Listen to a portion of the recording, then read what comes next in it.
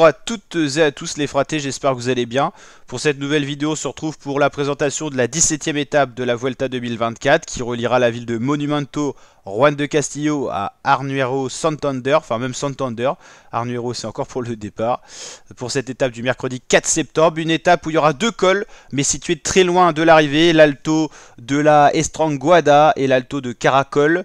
Le départ, Monumento, Juan de Castillo, Arnuero et Santander en ville d'arrivée. 140 km, c'est pas très long. Au final, pas si dur que ça parce que les difficultés sont situées loin de l'arrivée. Alors, on a deux scénarios possibles.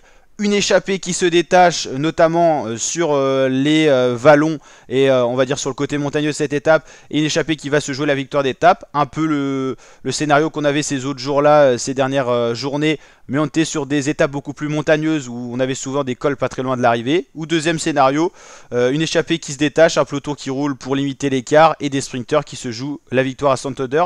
Peut-être pas tous les sprinters, peut-être qu'il y aura déjà un tri même si les cols sont loin de l'arrivée, s'il y a déjà un duel entre échappée peloton pour limiter l'écart. Donc à voir ce qu'il en sera.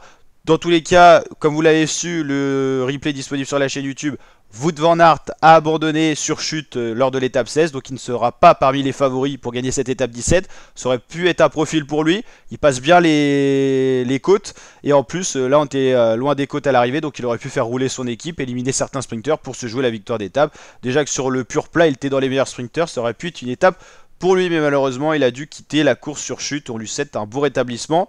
En tout cas, deux scénarios possibles pour cette étape 17. Ce qui est sûr, c'est que normalement le classement général ne se jouera pas sur cette étape. Ben O'Connor, qui possède encore 5 secondes d'avance sur Roglic, devrait pouvoir conserver son maillot rouge à l'issue de cette étape, sauf gros problème ou chute, on lui souhaite pas bien sûr, mais normalement au vu du profil de l'étape, il peut garder son maillot rouge lors de l'étape 17, étape qui sera soit pour un baroudeur, soit pour un sprinter, vous l'avez compris.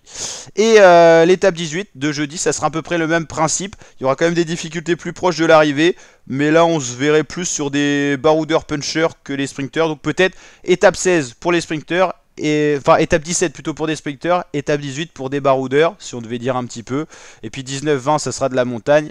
Donc voilà, la 19e, la 20e. Et dimanche, un tout autre profil du sprint, enfin pas du sprint du tout à Madrid, mais du contre-la-montre. Donc ce que je voulais dire, c'est que pour les sprinters, la dernière opportunité, c'est peut-être l'étape 17, celle qu'on a présentée dans cette vidéo. Donc voilà. Il va falloir pour les sprinters peut-être essayer de tout faire pour gagner cette étape parce qu'il n'y aura pas d'occasion. Peut-être l'étape 18, mais ça sera beaucoup plus compliqué. 19-20, c'est mort pour les sprinters. Et la 21, à part un sprinter qui roule très bien contre la montre, ça ne sera pas du tout une discipline de sprint. Voilà l'équipe, j'espère que cette présentation vous a plu. Si c'est le cas, n'hésitez pas à lâcher le petit pouce bleu, le petit like des familles, à vous abonner, à activer la cloche. Et je vous dis à très bientôt pour de prochaines vidéos. Ciao ciao la famille.